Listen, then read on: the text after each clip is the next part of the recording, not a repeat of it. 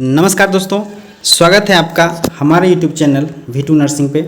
दोस्तों, आज हम लोग बिहार नर्सिंग लिखित प्रतियोगिता परीक्षा 2024 में जो संभावित है जीएनएम और एनएम का जो एग्ज़ाम संभावित है उसका फार्माकोलॉजी का आज हम लोग इम्पोर्टेंट 25 क्वेश्चन को देखेंगे और देखेंगे कि फार्माकोलॉजी से यानी औषधि विज्ञान से किस प्रकार का क्वेश्चन जो है पूछा जाता है और औषधि विज्ञान में किस प्रकार का क्वेश्चन जो है बनाया जाता है। ठीक है, यह जो सीरीज़ है यह एनएम और जीएनएम दोनों के लिए इम्पोर्टेंट है।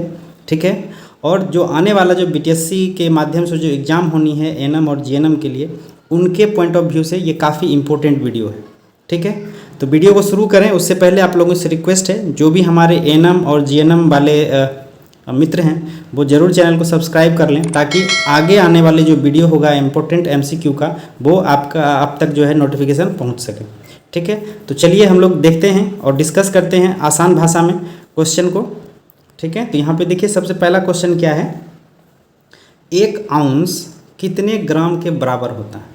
आउंस का प्रयोग हम लोग वेट में करते हैं। ठीक है, हालांकि ये यूरोपियन मेथड है, आउंस का प्रयोग यूरोपियन साइड में ज़्यादा होता है, लेकिन मेडिकल के क्षेत्र में जो है आउंस का प्रयोग किया जा सकता है। ठीक है, इसीलिए आउंस के बारे में हमें जानकारी होनी चाहिए।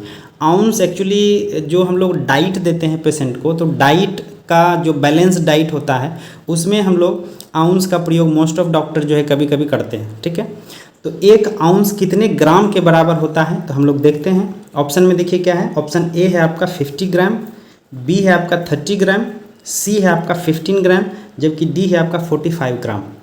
ठीक है, तो 1 आउंस कितने ग्राम के बराबर होता है, तो आपका ऑप्शन बी हो जाएगा राइट आंसर, 30 ग्राम। ठीक है, 30 ग्राम क्या हो जाएगा आपका 1 आउंस के बराबर हो जाएगा। ठीक है, जब हम लोग डाइट देंगे पेशेंट को तो उस समय 1 आउंस डाइट देना है या 2 आउंस का डाइट देना है, इस प्रकार से डॉक्टर जो है सजेस्ट करते हैं। ठीक है, या फिर आउंस का प्रयोग हम वहाँ कर सकते हैं जहाँ पे हमें ग्राम या फिर किसी का वज़न के हिसाब से पेशेंट को किसी प्रकार का कोई डाइट देना है।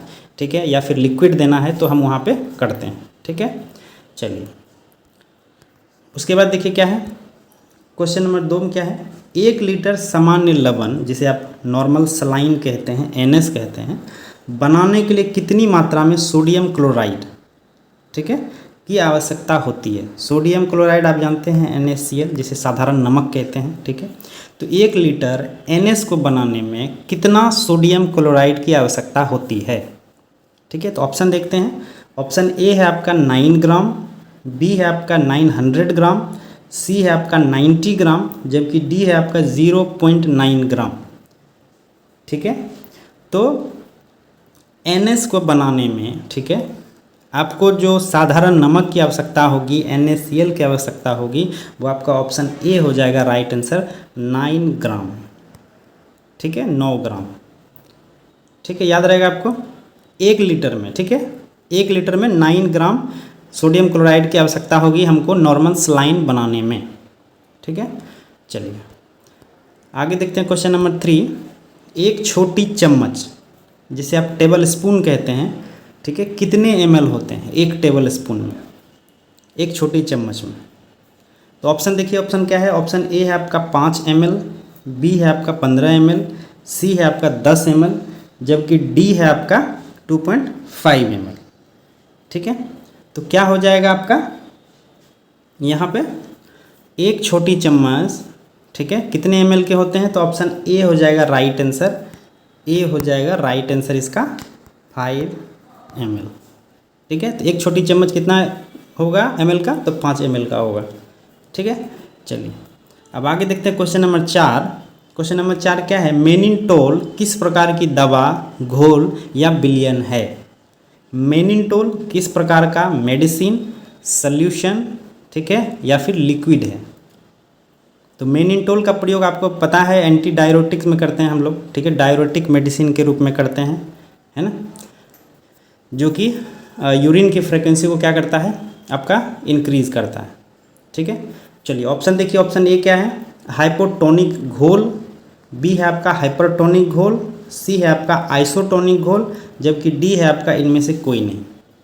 तो मेनिनटोल किस प्रकार का दवा है, तो आपका ऑप्शन क्या हो जाएगा, ऑप्शन नंबर हो जाएगा बी, ठीक है, ऑप्शन हो जाएगा बी हाइपरटोनिक, ठीक है, हाइपरटोनिक सॉल्यूशन, जो कि पेशेंट के यूरिन फ्रीक्वेंसी को क्या करता है तो इंक्रीज करता है, ठीक है। चलिए अब आगे देखते हैं क्वेश्चन नंबर 5। PRN संक्षिप्त शब्द किसके लिए प्रयोग किया जाता है, ठीक है। आप लोगों ने अगर जो मेडिकल एब्रिविएशन पढ़ा होगा तो PRN का मतलब होता है प्रोरीनाटा, ठीक है, प्रोरीनाटा होता है इसका फुल फॉर्म। इसका प्रयोग डॉक्टर कब लिखता है, इसका संक्षिप्त रूप क्या होता है, ऑप्शन देखिए, ए है हर घंटे एवरी आवर, बी है आपका कल सुबह, सी है आपका एवरी मॉर्निंग हर सुबह, जबकि डी है आपका जब ज़रूरत हो तब। तो PRN जो संक्षिप्त शब्द है उसका लिए प्रयोग होता है व्हेन नीडेड, ठीक है, जब ज़रूरत हो तब जो है दिया जाता है, जब ज़रूरत हो तब दिया जाए, इसके लिए कौन सा शब्द यूज होता है तो PRN, ठीक है। जैसे HS होता है ना, फोरासोमिनी हो गया, या फिर TD हो गया, BD हो गया, ये इसी तरह से मेडिकल एब्रिविएशन है, ठीक है। जब डॉक्टर्स दवा लिखते हैं तो उसमें AD BD आपका TD हो गया, HS हो गया, है ना, इसी तरह से ये PRN का भी यूज़ किया जाता है, ठीक है। जब कोई मेडिसिन दिया जाता है जब पेशेंट को ज़रूरत हो तब लेने के लिए, तो उस समय PRN का यूज़ किया जाता है, ठीक है। चलिए अब क्वेश्चन नंबर 6 देखते हैं हम लोग। IM रूट इंट्रामस्कुलर जिसे आप कहते हैं मांस में, ठीक है, मांस में मार्ग से दवा की अधिकतम कितनी मात्रा ले सकते हैं, ठीक है, कितनी मात्रा दे सकते हैं। IM रूट से हमें किसी पेशेंट को IM रूट से कितनी अधिकतम दवा दे सकते हैं, ठीक है, तो कितना दे सकते हैं, ऑप्शन देखिए, ए है आपका 10 ml, बी है आपका 15 ml, सी है आपका 5 ml, जबकि डी है आपका 20 ml। तो आपको बता दें, अगर आप मांस में पेशेंट को इंजेक्शन दे रहे हैं तो दवा की जो सबसे अधिकतम मात्रा होगी वो ऑप्शन सी हो जाएगा, राइट आंसर 5 ml, ठीक है। 5 ml के से ज़्यादा जो है हम उनसे नहीं दे सकते पेशेंट को, ठीक है। तो ऑप्शन क्या हो जाएगा, सी हो जाएगा 5 ml। IM रूट से याद रखिएगा कितने दे सकते हैं तो 5 ml दे सकते हैं। चलिए क्वेश्चन नंबर 7 देखते हैं। क्वेश्चन नंबर 7 में क्या है, मॉर्फिन ओवरडोज का एंटीडोट क्या है। मॉर्फिन एक ड्रग होता है जो कि दर्द को रिसेप्ट करता है, ठीक है, या फिर दर्द निवारक कह लीजिए। दर्द, इसको मॉर्फिन लेने से क्या होता है, जो सीवियर पेन होता है ना, उसमें पेन का एहसास कम कर देता है, ठीक है, ये दर्द को कम कर देता है।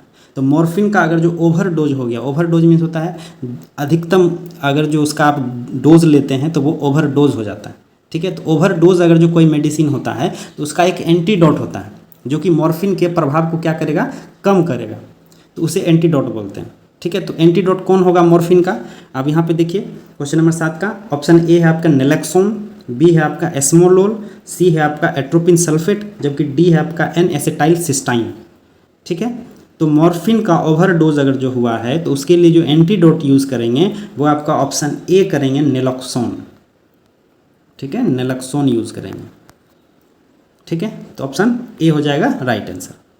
चलिए अब यहाँ पे देखिए क्वेश्चन नंबर 8 देखते हैं। क्वेश्चन नंबर 8 क्या है, लेप्रोसी के लिए ड्रग ऑफ चॉइस क्या है, जिसे आप कुष्ठ रोग कहते हैं, ठीक है। लेप्रोसी के लिए ड्रग ऑफ चॉइस क्या होता है कि वो फर्स्ट लाइन ड्रग होता है, ठीक है। वो ड्रग अगर आप दे देते हैं तो लेप्रोसी पे या कुष्ठ रोग पे क्या हो जाता है, कंट्रोल या फिर उसे आराम दिया जा सकता है, तो उसे ड्रग ऑफ चॉइस कहा जाता है, ठीक है। तो ऑप्शन ए देखिए क्या है, रिफाम्पिसिन, बी है आपका डेप्सोन, सी है आपका क्लोफाजिमाइन, जबकि डी है आपका ऑल ऑफ दीज। तो लेप्रोसी के लिए, कुष्ठ रोग के लिए जो ड्रग ऑफ चॉइस है वो आपका ऑप्शन बी हो जाएगा, राइट आंसर डेप्सोना, ठीक है, डेप्सोना हो जाएगा इसका राइट आंसर कुष्ठ रोग के लिए, ठीक है, याद रखिए। चलिए क्वेश्चन नंबर 9 देखते हैं। HIV एड्स, ठीक है, HIV एड्स जिसे आप कहते हैं, संक्रमण के लिए उपचार के लिए ड्रग ऑफ चॉइस। लेप्रोसी के लिए आपने देखा होगा डेप्सोन होता है, जबकि HIV के लिए, ठीक है, जो संक्रमित व्यक्ति है HIV वायरस से, उसके लिए ड्रग ऑफ चॉइस क्या होगा, तो ऑप्शन देखिए क्या है, ए नंबर क्या है, एस्क्योनावीर है, बी है आपका टेनोफोवीर है, सी है आपका जिडोबुटाइन है, जबकि डी आपका नेबिपरापाइन है। तो HIV से जो पेशेंट संक्रमित है उसके लिए जो ड्रग ऑफ चॉइस है, ठीक है, वो आपका क्या है, तो ऑप्शन सी हो जाएगा इसका राइट आंसर, जिडोबुडाइन, ठीक है, जिडोबुडाइन, ठीक है, इसका राइट आंसर सी हो जाएगा। चलिए क्वेश्चन नंबर 10 देखते हैं हम लोग। क्वेश्चन नंबर 10 क्या है, यूटीआई, जिसे आप यूरिनरी ट्रैक्ट इन्फेक्शन कहते हैं, जिसमें आप मूत्र मार्ग में संक्रमण, ठीक है, मूत्र मार्ग में संक्रमण के उपचार के लिए सबसे उपयुक्त एंटीबायोटिक कौन सी है? यूटीआई जो कि कॉमन एक संक्रमण है, ठीक है, उसका जो सबसे उपयुक्त या फिर आप कह लीजिए उसके लिए जो सटीक एंटीबायोटिक दिया जाता है वो कौन सा दिया जाता है? तो ऑप्शन देखते हैं, ऑप्शन क्या है? ए टेट्रासाइलाइन, बी है आपका स्ट्रेप्टोमाइसिन, सी है आपका निट्रोफुरंटोइन और डी है आपका सिप्रोफ्लोक्सासिन। ठीक है, तो क्या हो जाएगा इसका? अगर यूटीआई होता है, ठीक है, तो यूटीआई के कंडीशन में जो सबसे इसके लिए उपयुक्त एंटीबायोटिक है वो आपका ऑप्शन सी हो जाएगा राइट आंसर। ठीक है, क्या है आपका? निट्रोफुरंटोइन। ठीक है, निट्रोफुरंटोइन। चलिए अब आगे देखते हैं क्वेश्चन नंबर 11। निम्नलिखित में से कौन सा एस्प्रिन का साइड इफेक्ट है? एस्प्रिन आप जानते हैं जो कि हम लोग कॉमनली सर्दी बुखार जुकाम में हम लोग यूज़ करते हैं। ठीक है, तो एस्प्रिन लेने के बाद उसका साइड इफ़ेक्ट क्या क्या है? तो साइड इफ़ेक्ट क्या होता है कि दवा खाने से जो हमें प्रॉब्लम होता है या कुछ रिएक्शंस होते हैं वो उनका साइड इफ़ेक्ट है। तो एस्प्रिन का साइड इफ़ेक्ट क्या है? तो ए है आपका देखिए ब्लीडिंग, बी है आपका जीआई अपसेट। जीआई मीन्स होता है गैस्ट्रो इंटेस्टिनल, मतलब आपका जो आंत है स्टोमक से लेके आपका एनस तक का जो होता है कैनाल, वो जीआई कहलाता है। तो जीआई अपसेट मीन्स होता है, हो सकता है आपका स्टोमक में प्रॉब्लम हो, ठीक है, आपका जो आपने भोजन किया है उसको पचाने में, डाइजेशन में दिक्कत हो। सी है आपका देखिए टिनिटस। टिनिटस क्या होता है? कान में घंटी की आवाज़ सुनाई देती है। ठीक है, और डी है आपका ऑल ऑफ दिस। तो आपको बता दें एस्प्रिन का जो साइड इफेक्ट है ना, उसमें आपको ब्लीडिंग भी देखने को मिलेगा, जीआई अपसेट भी होगा और सी आपका टिनिटस भी होगा। इसका आंसर डी हो जाएगा राइट आंसर। ठीक है, राइट आंसर डी हो जाएगा। चलिए क्वेश्चन नंबर 12 देखते हैं। देखिए क्या है? हेपरिन ओवरडोज का एंटीडोट क्या है? हेपरिन आप जानते हैं ब्लड को क्या करता है? ये पतला करने का मेडिसिन है। ठीक है, हेपरिन क्या होता है? ब्लड को पतला करता है। तो ब्लड को पतला करने के लिए जो हेपरिन दिया जाता है, अगर जो उसका ओवरडोज हो गया, ज़रूरत से ज़्यादा अगर जो बॉडी में हम इंजेक्ट कर दिए हैं, तो उसको उसके प्रभाव को कम करने के जो एंटीडोट देंगे वो कौन सा देंगे? तो ऑप्शन देखिए, ऑप्शन ए है आपका पेंटाजोसाइन, बी है आपका एट्रोपिन, सी है आपका प्रोटामाइन सल्फेट, जबकि डी है आपका नेलक्सोन। ठीक है, तो कौन सा देंगे? आपको पता होना चाहिए हेपरिन जो कि खून को पतला करता है ब्लड को, अगर उसका ओवरडोज हो गया तो उसके एंटीडोट में हम लोग ऑप्शन सी को यूज़ करेंगे, प्रोटामाइन सल्फेट को। ठीक है, प्रोटामाइन सल्फेट को यूज़ करेंगे। ठीक है, चलिए अब क्वेश्चन नंबर 13 देखते हैं। इंसुलिन ओवरडोज के लिए ड्रग ऑफ चॉइस क्या है? इंसुलिन आप लोग जानते हैं, जब बॉडी में इंसुलिन की मात्रा कम बनती है तो डायबिटीज़ का जो है कंडीशन अपीयर होता है। डायबिटीज़ में क्या होता है? इंसुलिन कम बनता है, पेंक्रियाज के द्वारा जो है इंसुलिन का प्रोडक्शन कम होने लगता है, इसीलिए बॉडी में शुगर का जो लेवल होता है वो हाई हो जाता है। तो इंसुलिन ओवरडोज अगर जो किसी को हो गया तो उसके लिए ड्रग ऑफ चॉइस क्या है? DOC क्या है? तो आप यहाँ पे ऑप्शन देखिए, ऑप्शन ए है आपका कैल्शियम ग्लूकोनेट, बी है आपका NPH, सी है आपका ग्लूकाजोन, डी है आपका मैग्नीशियम सल्फेट। तो इंसुलिन का अगर जो ओवरडोज हो जाता है तो आप उसे जो है ऑप्शन सी यानी कि ग्लूकोज आप कह लीजिए या ग्लूकाजोन कहा जाता है उसे, ठीक है, ग्लूकाजोन इंजेक्शन आपको देना पड़ेगा पेशेंट। ठीक है, अगर इंसुलिन उसके बॉडी में ज़्यादा हो गया तब, तो ऑप्शन सी हो जाएगा राइट आंसर। चलिए क्वेश्चन नंबर 14 देखते हैं। पैरासीटामोल ओवरडोज के लिए ड्रग ऑफ चॉइस क्या है? पैरासीटामोल आप लोग जानते हैं फीवर नॉर्मली यूज़ किया जाता है, फीवर को कम करने के लिए, बुखार को कम करने के लिए। अगर पैरासीटामोल का जो डोज है वो कोई पेशेंट को ज़्यादा हो गया है, ओवरडोज हो गया है, तो उसके प्रभाव को कम करने के लिए ड्रग ऑफ चॉइस क्या है? तो ऑप्शन देखिए, ऑप्शन ए है आपका नेलक्सोन, बी है आपका एट्रोपिन सल्फेट, सी है आपका नियोटिमाइन, जबकि डी है आपका N-एसिटाइलसिस्टीन। ठीक है, तो पैरासीटामोल का ओवरडोज होगा तो उसके लिए कौन सा ड्रग ऑफ चॉइस देंगे? तो ऑप्शन डी हो जाएगा इसका राइट आंसर, N-एसिटाइलसिस्टाइन। ठीक है, चलिए अब क्वेश्चन हम लिख देते हैं 15। सल्बुटामोल और टर्बुटालिन का प्रयोग ब्रोंकियल अस्थमा के उपचार में किया जाता है। यह किस प्रकार की औषधि है? सल्बुटामोल और टर्बुटालिन एक ऐसा मेडिसिन है, ठीक है, जिसका कि वेपर दिया जाता है पेशेंट को। आप समझ लीजिए जैसे जिसको अस्थमा वाला पेशेंट है ना, अस्थमा वाले पेशेंट को जो ट्रेकिया में या फिर रेस्पिरेटरी ट्रैक्ट में अगर जो म्यूकस जमा हो गया है तो म्यूकस का कम करने के लिए, ठीक है, या म्यूकस को आप समझ लीजिए पतला करने के लिए एक ड्रग दिया जाता है पेशेंट को, ठीक है, तो वो ड्रग किस प्रकार का औषधि कहलाता है, ये क्वेश्चन पूछ रहा है, ठीक है। तो ऑप्शन देखिए, ऑप्शन ए है आपका ब्रोंको डायलेटर, बी है आपका एंटीबायोटिक दवा, सी है आपका म्यूकोलाइटिक ड्रग यानी दवा, और डी है आपका स्टेरॉइड्स। तो ब्रोंको डायलेटर, ठीक है, यहाँ पे ब्रोंको से ही आप समझ लीजिएगा, ब्रोंको मीन्स क्या होता है, ब्रोंची, आप जिसे कहते हैं लंग्स, ट्रैकिया के बाद जो डिवाइड होता है दोनों लंग्स में वो ब्रोंची होता है। तो उसका जो ट्रैक्ट है उस ट्रैक्ट में म्यूकस का, ठीक है, या म्यूकस का जो जमाव है उसे फैलाने के लिए, ब्रोंची को थोड़ा सा डायलेट करने के लिए जो दवा दी जाती है वो सल्बुटामोल और टर्बुटालिन का भी प्रयोग किया जाता है। तो वो किस प्रकार का औषधि है, तो आपका ऑप्शन ए हो जाएगा राइट आंसर, ब्रोंको डायलेटर, ठीक है, जो कि ब्रोंची को थोड़ा सा डायलेट यानी बड़ा करने का काम करता है, ठीक है। चलिए क्वेश्चन नंबर 16 देखते हैं। लेक्सिस फ्रुसोमाइड क्या है? लेक्सिस भी जो है एक डायरेटिक मेडिसिन है, ठीक है। अब इसमें कौन सी प्रकार का डायरेटिक है? एक डायरेटिक होता है जो कि आपकी यूरिन फ्रीक्वेंसी को बढ़ाता है, ठीक है। उसमें भी कई प्रकार के, जैसे कि आपका थियाजाइड हो गया, लूप हो गया, ऑस्मेटिक हो गया, कार्बोनिक हो गया, ठीक है। तो फ्रूसामाइड किस प्रकार का डायरेटिक है? फ्रूसामाइड का भी प्रयोग पेशेंट का जब आईसीपी बढ़ा हुआ होता है, ठीक है, तो उसे कम करने के लिए जो डायरेटिक्स दिया जाता है ताकि पेशेंट का जो यूरिन फ्रीक्वेंसी है वो बढ़ सके या बढ़ जाता है, ठीक है। तो वो किस प्रकार का डायरेटिक है? तो यहाँ ऑप्शन देखिए, ए है आपका थियाजाइड डायरेटिक, बी है आपका लूप डायरेटिक, सी है आपका ऑस्मोटिक डायरेटिक, जबकि डी है आपका कार्बोनिक एनहाइड्रेज, ठीक है। तो क्या हो जाएगा आपका ऑप्शन लेक्सिस फ्रूसोमाइड, आपका ऑप्शन बी यानी कि लूप डायरेटिक्स है, ठीक है, लूप डायरेटिक्स है। कोई दिक्कत? ऑप्शन बी हो जाएगा इसका राइट आंसर। चलिए अब क्वेश्चन नंबर 17 देखते हैं हम लोग। नवजात शिशु को विटामिन के को जन्म के तुरंत बाद क्यों दिया जाता है? हमने आपको पिछले कई वीडियो में बताया है कि जो नवजात शिशु होते हैं जन्म के तुरंत बाद जो है उसे विटामिन के का इंजेक्शन दिया जाता है।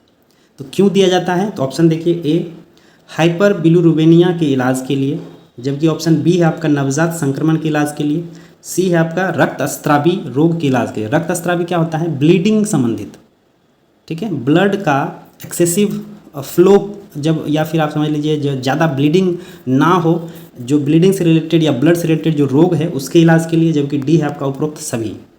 तो विटामिन के क्या करता है? तो ब्लड का थक्का बनाने में मदद करता है, ठीक है। तो ब्लड से रिलेटेड है तो आपका ऑप्शन सी हो जाएगा राइट आंसर, ऑप्शन सी हो जाएगा राइट आंसर, रक्तस्रावी रोग के इलाज के लिए, ठीक है।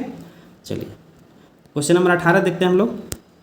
किस विटामिन को रक्तस्राव रोधी के रूप में जाना जाता है? रक्तस्राव रोधी क्या होता है? अगर आपका ब्लड बह रहा है, ठीक है, ब्लड लॉस हो रहा है, तो उस ब्लड का थक्का बनाने के लिए, ठीक है, ब्लड को बहने से रोकने के लिए कौन सा विटामिन उपयोग किया जाता है या कौन सा विटामिन की ज़रूरत पड़ती है, ठीक है। रक्तस्राव रोधी क्या होता है? Anti haemorrhagic vitamin. तो देखिए यहाँ पे ए है आपका विटामिन के, बी है आपका विटामिन डी, सी है विटामिन ए, जबकि डी है आपका विटामिन B12।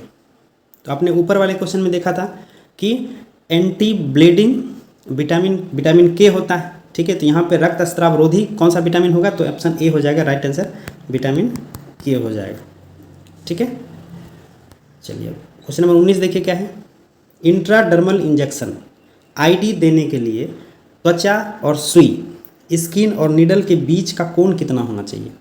मान लेते हैं ये स्किन है, ठीक है, और एक नीडल है, तो नीडल और स्किन के बीच कितने डिग्री का कोण बनना चाहिए जब आप इंट्राडर्मल इंजेक्शन दे रहे हैं, ठीक है, आईडी इंजेक्शन दे रहे हैं तब, ठीक है। तो स्किन और सुई के बीच का कोण कितना बनना चाहिए? तो यहाँ पे ऑप्शन देखिए, ऑप्शन ए है आपका 30 डिग्री, ठीक है, ऑप्शन बी है आपका 90 डिग्री, सी है आपका 15 डिग्री, जबकि डी है आपका 45 डिग्री, ठीक है।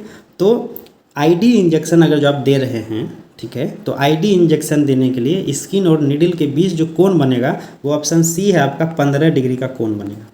15 डिग्री का कोण मतलब इस प्रकार से आप समझ लीजिए, ये आपका नीडल हो गया और ये आपका स्किन हो गया, 15 डिग्री का कोण बनना चाहिए, ठीक है। चलिए अब देखिए अगला क्वेश्चन क्या है।